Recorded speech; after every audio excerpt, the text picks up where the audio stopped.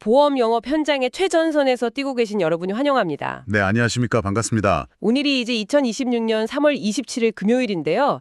다들 지금 고객 미팅 가시는 길에 차 안에서 혹은 뭐 대중교통 안에서 저희 오늘 준비한 브리핑 듣고 계실 겁니다. 네, 아마 머릿속에 되게 복잡하실 거예요. 맞아요. 미팅 장소 문고리 잡기 딱 3초 전에 각 머릿속이 하얘지잖아요.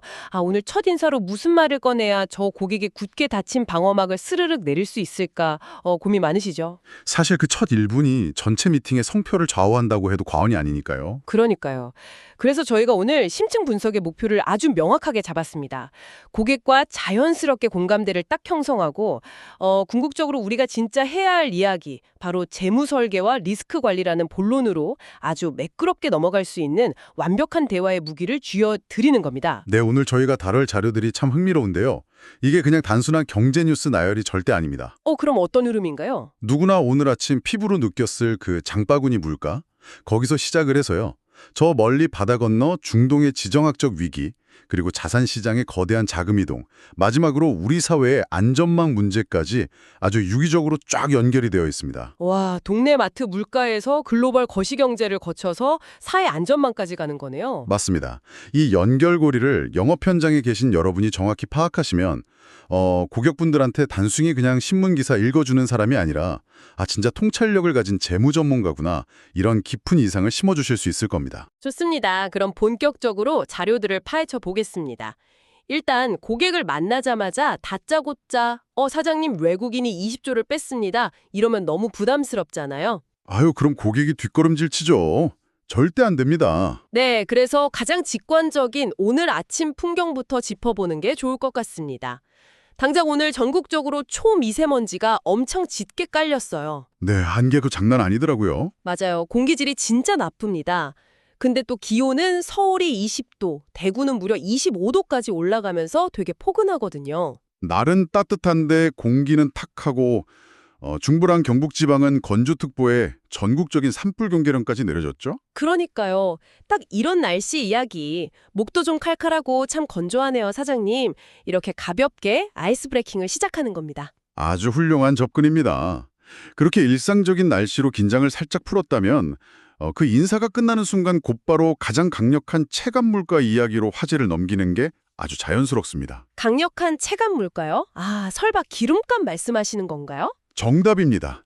어젯밤 주유소마다 길게 들어섰던 그 막차 주유 행렬 혹시 보셨나요? 저도 어제 주유소에서 기름 넣으려고 무려 30분이나 줄 서서 기다렸거든요. 진짜 전쟁이 따로 없었습니다. 그럴 수밖에 없죠. 당장 오늘부터 석유 최고 가격이 210원이나 꽁충 인상됐습니다. 와, 210원이요? 네, 그래서 휘발유하고 경유 모두 리터당 2,000원대를 거뜬히 돌파할 것으로 보입니다. 고객 역시 어젯밤 퇴근길에 그 줄에 같이 서 계셨거나 아니면 오늘 아침 출근길에 그 2,000원 찍힌 주유소 숫자판을 보고 깊은 한숨을 쉬셨을 확률이 거의 100%죠. 맞습니다. 그 공감대 형성이 진짜 중요하거든요. 근데 일상의 팍팍함이 진짜 주유소에서 끝나는 게 아닙니다. 마트에 가보니까 조류 인플루엔자, 그 AI 여파 때문에 달걀 39 한 판 소매가가 벌써 7%나 올랐어요. 7%면 체감이 확 되죠. 네, 심지어 일부 지역 농장에서는 웃돈을 얹어줘야만 달걀을 살 수 있는 그런 실정입니다. 게다가 제가 제일 놀란 게 쓰레기 종량제 봉투마저 지금 품절 사태가 벌어지고 있어요. 종량제 봉투요? 그거 참 심각하네요. 네, 마트에서 구매 제한까지 걸려 있다니까요. 일상 곳곳에서 이 공급 불안이 막 커지고 있는 겁니다. 여기서 우리가 인사이트를 하나 뽑아낼 수 있습니다. 달걀 가격 오르는 건 AI라는 아주 명확한 바이러스 원인이 있잖아요. 그렇죠. 닭들이 병에 걸렸으니까요. 근데 쓰레기 종량제 봉투가 품절된다. 이건 조금 더 깊고 복잡한 공급망의 붕괴를 보여주는 신호입니다. 단순히 비닐 쪼가리가 부족한 게 아니라는 말씀이신가요? 네, 그 비닐을 만드는 원료 자체에 주급이 막히기 시작했다는 뜻이거든요. 생산업체들이 원료가 부족해서 공장 가동 중단을 우려하는 이 현 상황은 우리 일상의 가장 기초적인 공급망이 얼마나 얇은 얼음판 위에 있는지를 단적으로 보여주는 겁니다. 듣고 보니까 이런 일상적인 품절 사태나 그 2,000원대 기름값이 마치 자동차 계기판에 들어온 빨간 경고등 같다는 생각이 듭니다. 아주 정확한 비유입니다. 빨간 경고등이죠. 당장 눈앞에서 막 빨간불이 깜빡거리고 삐삐 경고음이 울리니까 운전석에 앉은 우리가 당장 피로감을 느끼고 스트레스를 받는 거잖아요. 근데 계기판을 그냥 손바닥으로 가린다고 고장난 차가 고쳐지는 건 아니지 않습니까? 절대 아니죠. 근본 원인을 찾아야죠. 네. 이 경고등을 켜게 만든 진짜 엔진의 문제. 결국 그 엔진 고장의 진원지는 저 바다 건너 중동에 있는 거군요. 그렇습니다. 글로벌 경제라는 거대한 엔진에 아주 핵심 부품이 지금 타들어가고 있는 상황입니다. 상황이 많이 안 좋은가요? 네. 중동 종전협상이 지연될 조짐을 보이면서 세계 경제의 혈관을 타고 흐르는 브렌트유가 배럴당 $100를 다시 돌파했습니다. 이게 단순히 산유국들이 우리 감산할게 해서 기름값이 오르는 수준이 아닙니다. 아, 군사적 충돌 스케일이 달라졌다고 들었습니다. 맞습니다. 미국이 이란 내 목표물을 무려 1만 개나 타격했다고 밝혔고요. 하루아침에 1만 개 타격이요? 와, 이건 그냥 국지전이 아니라 사실상 전면전 아닙니까? 거의 그렇죠. 이란도 가만히 있지 않고 미 항공모함을 공격했다고 주장하면서 맹렬히 맞서고 있습니다. 게다가 트럼프 대통령이 이란 경제의 심장부라고 알 수 있는 하르그 섬의 지상군 투입을 압박하고 있다는 소식도 들려오고 있죠. 하르그 섬이면 이란 원유 수출의 90% 이상을 담당하는 완전 핵심 인프라잖아요. 네, 맞습니다. 이란 경제의 숨통을 아예 물리적으로 끊어버리겠다는 아주 강력한 압박 카드입니다. 그럼 이란도 결상전으로 나오겠네요. 당연하죠. 이란도 글로벌 경제에 치명타를 입힐 수 있는 카드를 꺼내들었습니다. 바로 홍해 봉쇄 가능성입니다. 아, 물류의 대동맥을 끊어버리겠다는 거군요. 네, 이란이 전쟁 배상금하고 중동 전역의 군사작전 종결을 포함한 5가지 요구안을 역제안했거든요. 만약 자기들 요구가 수용되지 않으면 글로벌 물류의 핵심 길목을 완전히 틀어막겠다고 위협하고 나선 겁니다. 뉴욕 증시가 하락하고 고금리 우려가 커지는 것도 다 이 때문이죠. 자, 여기서 제가 질문 하나 드리겠습니다. 전문가님. 중동 상황 심각한 거 알겠고요. 유가 폭등하는 것도 알겠습니다. 근데 우리 한국 정부가 오늘 발표한 대책은 솔직히 논리적으로 잘 이해가 안 갑니다. 어떤 대책 말씀이시죠? 오늘부터 5개월 동안 나프타 수출을 전면 금지한다고 발표했잖아요. 아니, 명색이 무역과 수출로 먹고 사는 대한민국 아닙니까? 그렇죠. 수출 강국이죠. 석유화학 산업의 쌀이라고 불리는 그 핵심 원료 나프타를 수출을 5개월이나 아예 틀어 막는다는 건 당장 실적을 내야 하는 우리 국내 기업들한테는 완전 자해에 가까운 비상식적인 극약 처방 아닌가요? 산업계에 계신 우리 고객분들한테는 원자재 수급의 도미노 타격이 될 텐데요. 표면적으로만 딱 보면 수출 기업의 팔다리를 묶어버리는 참 이해하기 힘든 조치로 보일 수 있습니다. 하지만 나프타가 도대체 뭔지 그 산업적인 메커니즘을 살짝만 들여다보면 우리 정부의 다급함이 그대로 묻어납니다. 이유가 뭡니까? 나프타는 원유를 정지할 때 나오는 물질이거든요. 이걸 아주 고온에서 분해해야 에틸렌이나 프로필렌 같은 기초 유분이 나옵니다. 아, 그게 플라스틱 원료인가요? 네, 맞습니다. 우리가 매일 쓰는 플라스틱, 합성섬유, 자동차 타이어, 심지어 병원에서 쓰는 의료용 주사기에 이르기까지 대한민국의 거의 모든 제조업 생태계가 굴러가게 만드는 시작점, 그게 바로 이 나프타입니다. 아, 그러니까 나프타 수출을 막는다는 건 약간 이런 뜻이군요. 우리가 당장 밖에서 물건 팔아서 돈을 좀 못 벌어도 좋으니까 일단 우리 국내 공장들이 당장 숨쉴 산소부터 비축해두자. 정확한 비유입니다.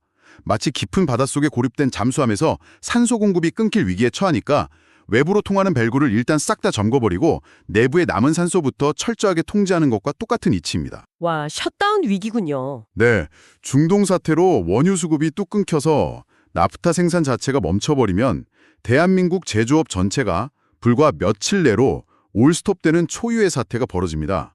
정부는 그 최악의 시나리오를 막기 위해서 수출 금지라는 고육지책을 던진 거고요. 영업 현장에 계신 여러분, 지금 이 지점이 고객과 만났을 때 아주 훌륭한 대화의 변곡점이 됩니다. 네, 어떻게 접근하면 될까요? 이렇게 말씀하시는 거죠. 대표님, 오늘 아침 유가 2,000원 돌파한 게 단순히 대표님 영업용 차량 주유비 몇 푼 오르는 문제로만 보이십니까? 정부가 대한민국 수출의 핵심인 나프타를 무려 5개월씩이나 통제할 만큼 지금 산업 전반의 원자재 수급 위기가 턱 밑까지 들이닥쳤습니다. 대표님 기업의 리스크 대비책은 안전하게 세워두셨습니까? 와, 정말 좋네요. 그렇게 뜬구름 잡는 거시경제의 위기를 고객의 사업장 안으로 당면한 현실로 훅 끌어 들어오는 겁니다. 바다 건너의 그 거대한 지정학적 파도가 고객의 책상 위로 직접 덮치는 순간을 보여주는 거잖아요. 근데 정부가 25조 원 규모의 추경안을 꺼내든 것도 어떻게든 이 파도를 막아보려는 그런 맥락이겠죠. 네, 에너지 바우처 확대하고 저소득층 지원해서 당장 발등에 떨어진 급한 불부터 끄겠다는 의도죠. 근데 정치권 상황을 보면 이게 또 순탄치가 않아 보여요. 여당은 당연히 민생 살리기를 명분으로 내세우는데 야당은 이거 총선용 선심성 예산 아니냐 하면서 엄청 팽팽하게 맞서고 있거든요. 네, 여야 공방이 치열합니다. 게다가 보수 텃밭인 대구시장 선거에서는 김부겸 전 총리하고 주호영 의원 등이 얽혀서 아주 이례적인 3파전 구도가 짜여졌단 말이죠. 이렇게 거시경제를 똘똘 뭉쳐서 방어해야 할 시점에 정치적 불확실성마저 가중되고 있는 상황입니다. 참 답답한 상황인데 그래도 겹겹이 쌓인 악재 속에서 다행스러운 외교적 변수로 딱 하나 존재하긴 합니다. 오, 뭡니까? 좋은 소식인가요? 네, 이란이 한국을 비적대적 국가로 분류를 해줬습니다. 아, 진짜요? 네, 그래서 우리 선박이 글로벌 물류의 핵심 요충지인 호르무즈 해협을 통과할 수 있는 길이 일단은 열렸다는 점이죠. 와, 그건 천만다행이네요. 물론 미국이나 이스라엘과 무관한 선박이라는 걸 깐깐하게 증명해야 한다는 조건이 붙긴 했습니다만 그래도 현재 프랑스 주도로 한국을 포함한 35개국이 모여서 항해 재개 방안을 논의 중이라는 사실, 이거는 최악의 글로벌 물류 마디를 막기 위한 국제사회의 방어 기제가 아직은 제대로 작동하고 있다는 뜻이기도 합니다. 네, 다행입니다. 자, 이렇게 일상의 장바구니 물가에서 시작해서 중동의 화약고, 그리고 국내 산업의 셧다운 위기까지 쫙 짚어봤습니다.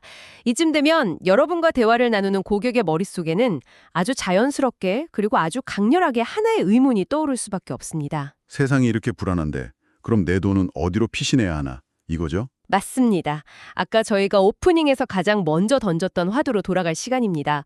지금 자산시장의 흐름은 논리적으로 참 설명하기 힘든 기이한 역설을 보여주고 있거든요. 코스피가 무려 6,000선이라는 역사적인 고지를 밟았습니다. 네, 지표를 보면 5,460에서 6,000을 넘나드는 엄청난 강세장이 연출되고 있죠. 겉보기엔 정말 모두가 샴페인을 터트려야 할 아주 화려한 파티장 같습니다. 근데 전문가님, 실상은 다르죠. 완전히 다릅니다. 그 파티장에서 정작 시장을 움직이는 스마트머니의 흐름을 싹 추적해보면 전혀 다른 그림이 펼쳐지거든요. 코스피가 6,000선을 딱 뚫고 개미 투자자들이 환호하는 그 순간 외국인 투자자들은 국내 주식시장에서 무려 20조 원어치를 순매도했습니다. 20조 원이요? 네, 정점에서 엄청난 규모의 차익을 실현하고 정말 미련 없이 이 위험 자산인 주식판을 훌쩍 떠나버린 거죠. 와, 진짜 냉정하네요. 그럼 그 막대한 20조 원의 자금이 도대체 어디로 흘러간 겁니까? 그 종착지는 바로 채권이었습니다.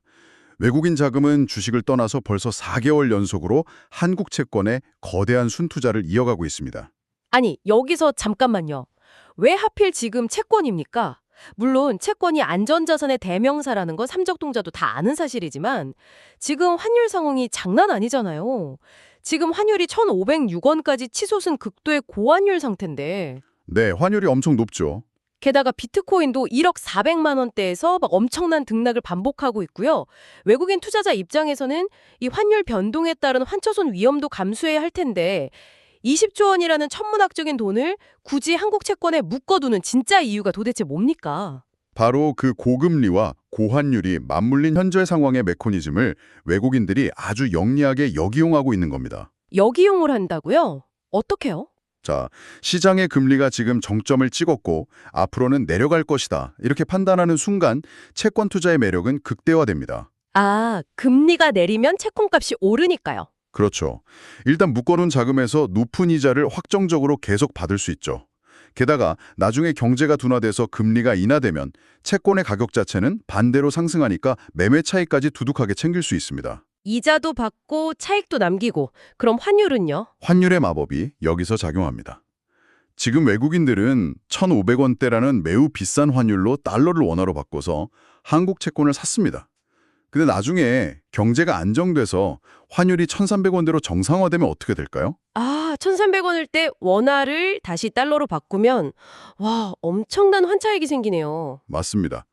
다시 달러로 환전할 때 막대한 환차익까지 이중으로 챙기는 완벽한 수익 구조가 완성되는 거죠. 즉, 외국인들은 코스피 6000이라는 그 화려한 숫자 이면에 숨겨진 실물 경제의 붕괴 위기, 아까 말씀드린 나프타 수출이 막히고 엔진이 멈춰가는 파열음을 이미 다 듣고 있었던 겁니다. 그래서 가장 안전하면서도 수익이 보장된 대피소로 거액을 싹 옮겨버렸군요. 네, 그게 바로 스마트 머니의 실체입니다. 와, 이거 들을수록 약간 소름이 돋네요.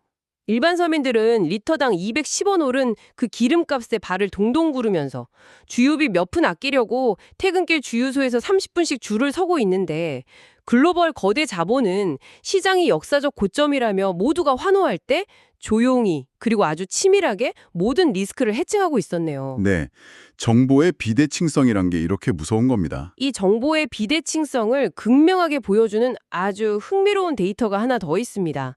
최근에 발표된 고위공직자 재산 공개 결과인데요. 아, 그거 보셨군요. 네, 이재명 대통령을 포함한 고위공직자들의 평균 재산이 21억 원으로 집계가 됐습니다. 근데 놀라운 건 불과 1년 사이에 이분들의 재산이 평균 1억 5천만 원이나 껑충 늘었다는 거예요. 1년에 1억 5천이면 적은 돈이 아니죠. 다주택 소유 기조가 여전하기도 하지만 재산에 불린 가장 큰 원동력이 무슨 부동산 대박이 난 게 아니라 바로 주식과 예금이었다고 하더라고요. 네, 통계가 그렇게 나왔습니다.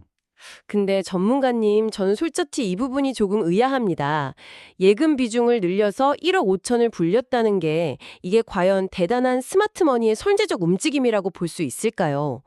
자산 규모가 큰 고위층이나 고소득층이 요즘 같은 고금리 상황에서 수십억 원의 현금을 단순히 이자 많이 주는 은행 예금에 묶어두는 건 그냥 아주 자연스러운 방어적 행동 아닌가요? 고자산가들의 자금 운용이 원래 보수적이라고 볼 수도 있습니다. 하지만 여기서 우리가 주목해야 할 핵심은 자산의 성격과 지금의 타이밍입니다. 타이밍이요? 네, 극심한 고물가로 모든 평범한 사람들의 실질 소득이 쪼그라들고 생활고를 겪는 이 팍팍한 시기에 자산가들은 무리한 공격적 투자로 초과 수익을 줬지 않았다는 겁니다. 대신 예금과 우량 주식 같은 아주 확실한 현금성 안전자산에 비중을 대폭 높여서 결국 자기 자산을 완벽하게 지켜내는 데 성공했다는 뜻이거든요. 아, 지키는데 성공했다. 네, 지금 5월 중순으로 미뤄진 미중 정상회담 변수도 있고 아시아 정세가 완전 안개 속이잖아요. 이런 상황에서 큰 돈을 굴리고 고급 정보를 선점한 사람들의 포트폴리오는 철저하게 수비벽을 치고 절대 잃지 않는 게임을 하고 있다는 것. 그것이 바로 이 데이터가 명백하게 증명하는 팩트입니다. 아, 듣고 보니 바로 이 지점이 현장에 계신 여러분이 고객에게 재무 설계를 제안할 때 던질 수 있는 가장 강력한 화두이자 오늘 대화의 클라이막스가 되겠네요. 네, 어떻게 접근하면 좋을까요? 이렇게 짚어준 거죠. 고객님, 코스피 6천 돌파했다고 시장이 온통 축포를 터뜨릴 때 외국인들은 무려 20조 원을 빼서 채권이라는 아주 튼튼한 방공으로 피신했습니다. 고위 공직자들을 포함한 거액 자산가들도 예금이라는 안전망으로 수비벽을 단단히 쳐서 자산을 불렸습니다. 환율 1,500원 시대, 글로벌 자산 변동성이 극심한 지금 과연 고객님의 포트폴리오는 공격과 수비의 밸런스가 제대로 맞으십니까? 이렇게요. 와, 완벽합니다. 고물가, 고환율, 고금리의 이 3고 시대에 자산을 지키기 위해서는 채권이나 예금 성격의 안전한 금융상품으로 포트폴리오를 다변화해야 한다는 점을 어필할 아주 최고의 논리가 완성되는 겁니다. 자, 이렇게 재무적 리스크와 포트폴리오 다변화의 필요성을 확실하게 점검했다면 이제 대화의 차원을 한 단계 더 깊은 곳으로 훅 끌어올릴 차례입니다. 네, 돈을 지키는 것을 넘어서는 이야기죠. 맞습니다. 돈을 지키는 것을 넘어 우리의 평범한 일상과 신체, 그리고 기업의 존립 자체를 위협하는 물리적이고 사회적인 리스크로 시선을 돌려보는 겁니다. 최근 우리 사회에 정말 뼈아픈 사건들을 들여다보면 우리가 철석같이 믿고 있던 보호 시스템의 취약성이 여실히 드러나고 있거든요. 대전 안전공업 화재 참사 중간조사 결과 전문가님도 보셨죠? 네, 봤습니다. 참담하더라고요. 저 조사 결과 보고 진짜 화가 났습니다. 전형적인 안전 불감증이 낳은 너무나도 안타까운 인재였어요. 공장 내부는 탈출로가 엄청 비좁았고요. 위험물질 취급은 완전히 허술했고 심지어 법으로 정해진 비상구조차 제대로 설치되어 있지 않았습니다. 화재 경보기 작동도 엉망이었고요. 그래서 탈출구를 찾지 못한 2층에서 사망자가 그렇게 집중적으로 발생한 거죠. 맞습니다. 근데 제가 이 사건에서 가장 분노했던 포인트가 따로 있습니다. 참사 발생 무려 2달 전에 이미 국민신문고에 과거 아리셀 공장 화재를 언급하면서 이 대전 안전공업의 위험성을 경고하는 구체적인 민원이 접수됐었다는 사실입니다. 아, 그 끔찍한 비극을 막을 수 있었던 마지막 골든타임이 있었던 거네요. 네, 그런데도 경영진은 그 치명적인 경고를 완전히 묵살했고 관리 감독해야 할 소방당국의 조치도 너무 미흡했습니다. 현재 그 경영진 전원은 출국이 전면 금지된 상태로 고강도 디지털 포렌식 조사를 받고 있죠. 이 화재 참사는 단순한 산업재해를 넘어서 안전 의무를 방기한 기업 경영진이 져야 할 법적 배상 책임과 형사적 무게가 과연 얼마나 무겁고 파멸적인지를 아주 명확히 보여주는 뼈아픈 사례입니다. 근데 이런 안전의 사각지대가 기업 현장에만 있는 게 아니잖아요. 6년 전 3살 배기 딸을 숨지기고 시신을 유기한 친모와 전 연인이 사건 발생 6년 만에 드디어 구속돼서 검찰에 넘겨졌습니다. 네, 범행 동기가 생활고였고 그 작은 아이를 그저 짐처럼 여겼다고 진술했다면서요. 진짜 끔찍한 건 과거에 이미 반복적인 학대 정황이 있었는데도 불구하고 아동보호 체계라는 국가적 그물망이 이 비극을 사전에 전혀 걸러내지 못했다는 겁니다. 시스템이 작동을 안 한 거예요. 최근 사회적 논란이 아주 뜨거운 촉밥소년 연령 하향 문제도 본질적인 결은 비슷합니다. 아, 촉법소년 문제요. 네, 범죄를 저지르는 연령을 낮추네 만회하면서 정치권의 논의만 아주 무성할 뿐이지 정작 흉악한 범죄의 무방비로 노출된 피해자를 어떻게 보호할 것인지에 대한 대책은 완전히 뒷전으로 밀려나 있거든요. 게다가 소년 재판조차 비공개로 진행되다 보니까 실질적인 문제 해결이나 구제책이 전혀 없다는 비판이 쏟아지고 있습니다. 자, 전문가님. 대전 안전공업 화재 참사, 3살 아이의 끔찍한 아동학대 비극, 그리고 촉법소년 문제. 이 전혀 달라 보이는 3가지 사건에서 하나로 관통하는 아주 섬뜩한 코드가 뭘까요? 글쎄요, 시스템의 부재 아닐까요? 네, 저는 마치 바닷가에 아주 높고 튼튼하게 서 있던 방파제가 와르르 무너져 내린 느낌을 받았습니다. 아, 방파제가 무너졌다. 우리는 평소에 국가의 법, 사회적 제도, 이런 공공의 시스템이 나를 1차적으로 굳건히 지켜줄 거라고 철석같이 믿고 살아가잖아요. 근데 정작 내 생명과 안전, 기업의 존망이 직결된 위기의 순간에 그 거대한 공공의 방파제가 밀려오는 파도를 전혀 막아주지 못하고 속절없이 뻥 뚫려버린 겁니다. 와, 방파제가 무너졌다는 통찰. 그것이 바로 현장에 계신 여러분이 고객과 마주 앉았을 때 강력하게 전달해야 할 우리 보험업의 가장 본질적인 가치입니다. 네, 맞습니다. 이제 국가라는 1차 방파제가 내 삶의 모든 위험을 완벽하게 통제하고 보장해주지 못하는 시대가 되었습니다. 기업 경영진으로서 언제 마주할지 모르는 막대한 법적 배상 책임 앞에서 혹은 길을 걷다가 촉법소년에게 당할 수 있는 억울하고 예측 불가능한 일상의 사고 속에서 공공의 안전망이 작동하지 않을 때 과연 내 가족과 힘들게 일군 내 기업을 지켜줄 최후의 보루는 무엇일까요? 결국 거대한 위기가 닥치기 전에 나 스스로 겹겹이 쌓아 올려둔 사적 안전망, 즉 보험과 리스크 관리 시스템밖에 없는 거네요. 네, 스스로 준비해야죠. 고객님, 매일 뉴스를 장식하는 저 안타까운 사고와 무너진 시스템이 결코 남의 일이 아닙니다.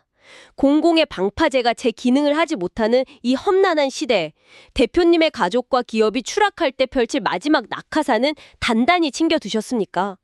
이건 단순히 불안감을 조장하는 공포 마케팅이 절대 아닙니다. 그럼요. 공포 마케팅과는 차원이 다릅니다. 고객이 막연하게 느끼고 있던 현실의 그 불안감을 눈앞에 명확하게 짚어주고 가장 이성적이고 현실적인 대비책을 제안하는 진정한 파트너의 조언이 되는 거죠. 정확합니다.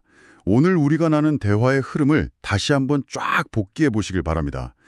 일상의 체감 물가, 그 2,000원대 기름값과 포근한 날씨로 아주 부담 없이 시작한 대화가 중동의 지정학적 위기를 거쳐서 글로벌 거대 자본의 영리한 자금 이동으로 이어졌습니다. 네, 아주 매끄럽게 넘어왔죠. 그리고 궁극적으로는 그 거시적인 파도 속에서 고객 개인의 자산을 어떻게 방어할 것인지, 방파제가 무너진 사회 속에서 어떻게 사적 안전망을 단단하게 구축할 것인지에 대한 깊은 통찰로 유기적으로 귀결되었습니다. 이 탄탄한 논리적 흐름을 쭉 따라가다 보면요. 고객은 자연스럽게 현장에 계신 여러분을 단순한 금융상품 판매자가 아니라 내 삶의 리스크를 함께 고민하고 경지를 꿰뚫어 보는 진짜 통찰력 있는 전문가구나 이렇게 인식하게 될 것입니다. 고객의 신뢰를 얻는 가장 확실한 방법이죠. 이제 성공적인 미팅을 마무리하고 자리에서 일어나실 때 고객의 마음에 오래도록 남을 따뜻한 문장 하나를 건네보시면 어떨까요? 좋은 명언이 하나 있죠. 네, 19세기 프랑스 소설가 조르주 상드가 남긴 명언입니다. 가장 큰 행복은 사랑하고 사랑받는 것이다. 우리가 이렇게 팍팍한 경제 상황 속에서도 악착같이 자산을 다변화하고 방파제가 무너진 사후에서 기꺼이 비용을 지불하면서 보험이라는 튼튼한 울타리를 치는 이유. 결국 가족을 위해서죠. 네, 결국 내가 사랑하는 사람들의 행복을 온전히 지키기 위해서 아니겠습니까? 현장에 계신 여러분이 바로 그 소중한 가치를 지켜주는 가장 든든한 파트너라는 점을 꼭 상기시켜 주시길 바랍니다. 네, 고객의 이성과 감성을 모두 충족시키는 아주 훌륭한 맺은말이 될 거라고 확신합니다. 자, 지금 고객의 사무실 문을 열고 들어가기 직전인 여러분에게 마지막으로 한 가지 도발적인 질문을 툭 던지면서 오늘 심층 분석을 마무리하겠습니다. 겉으로는 지금 코스피가 6천선을 돌파하면서 화려한 호황의 축포를 쏘아 올리고 있습니다. 겉보기에는 참 화려하죠. 하지만 그 이면에서는 20조 원의 영리한 자본이 주식시장을 탈출해서 안전한 채권으로 이미 도피를 했고요. 나프타 수출이 5개 원이나 묶일 만큼 대한민국 산업의 동맥이 경화되고 있으며 서민들의 장바구니 물가는 나날이 치솟고 있습니다. 과연 지금 눈앞에서 환호하는 이 시장은 진짜 경제 체력이 좋아진 결과일까요? 아니면 깊고 거대한 구조적 위기를 아주 교묘하게 가리고 있는 아슬아슬한 착시 현상일까요? 참 묵직한 질문이네요. 고객의 자산과 불안한 미래를 책임지는 진정한 파트너로서 여러분은 이 화려한 착시 뒤에 감춰진 위기 속에서 고객에게 어떤 명확한 돌파구를 제시하시겠습니까? 다음 미팅 가시는 길에 깊이 한번 고민해 보시길 바라며 여러분의 오늘 하루 그리고 성공적인 미팅을 진심으로 응원합니다. 네, 현장에서 권승하시길 바랍니다. 이상으로 오늘 준비한 브리핑을 모두 마치겠습니다. 감사합니다.